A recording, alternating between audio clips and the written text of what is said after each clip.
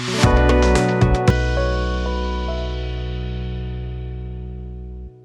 welcome to Al and Nat Show. Today we're going to look at how language shapes and continue to shape the way we think about disability. Words have power and they can marginalize or empower. And today we're going to see how language has led to societal change. Let's explore. Joining us today is Bill Martin Kariuki, a disability reporter and activist. Martin, thank you for being here. Thank you so much for hosting me here. I'm so delighted to talk about matters to do with disability. Maybe before we dig deeper to the conversation, you can share with viewers the experience you had when you were growing about how you used to view people with disability. My last time, or in my prime years when I was a little person, I used to see the people who are disabled as people who are not complete in terms of how they look. I also thought that they are not supposed to be included in the society. Maybe even when you were children, it was very difficult for you to find a person with disability or a child who is disabled to play with the other children. So I had a view that the people who were disabled had no place in the society. Yeah. As for me, I used to view them as special people who needed special treatment, so you needed a special language to communicate with them.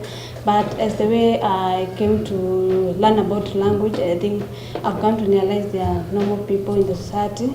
And yeah, absolutely, language around disability has changed much, and maybe you can give us a flashback of some of the terms that were used to refer to disability that are no longer accepted. Yeah, thank you for that question. One of the terms that was used back then was handicap, crippled, and many other names. Maybe a person who is blind, you used to call them mono-eyed. A person with one leg, you used to call them that they cannot be able to walk. So those kind of terms were used, but nowadays those kind of terms have changed. And nowadays we have a language that we are able to use as people so that we can have some respect or show dignity to the people who are disabled or the persons living with persons with disability. Also, another term that is used that is misconstrued is people living with disability. That is not true. They are not people living with disability. They are people living with relatives, people living with family members. So they are not people living with disability. They are persons with disability, and they need to be given the respect they deserve. And they are also people who are very okay in terms of how they interact with other people. Let's discuss about the impact of the language. How does that language create a perception or influence our attitude towards people with disabilities? Other language is very key in terms of how we interact with the people who with the persons with disability.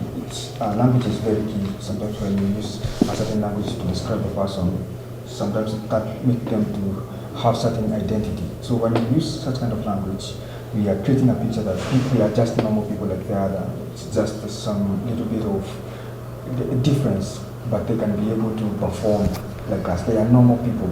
It's only some problem they have, which is very difficult when you compare with the other person. They are normal people. They are not disabled per se, but they are normal people as others. It's only that some physical challenge here and there.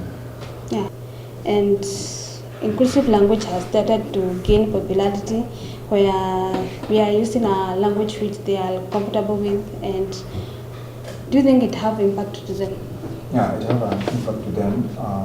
Maybe calling a disabled person that a special person, they may see themselves as special, which it's not the case. And saying that they are people with special needs in the society, it means they are not the normal people in the society. So using a language that is very, very important, a language that is respectful in terms of how you handle them, it shows them that they are just normal people living in the society, and they have no any other problem.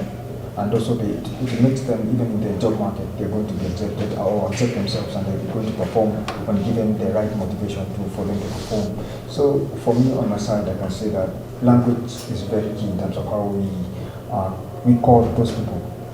They are just normal people like the other. There's no need of them calling special needs, handicapped, physically challenged, or physically visually impaired. Such kind of names should not be used because it makes them feel separated in the society. Everyone is we want a society where everyone is included. We want inclusivity in a society where everyone feels included in a society.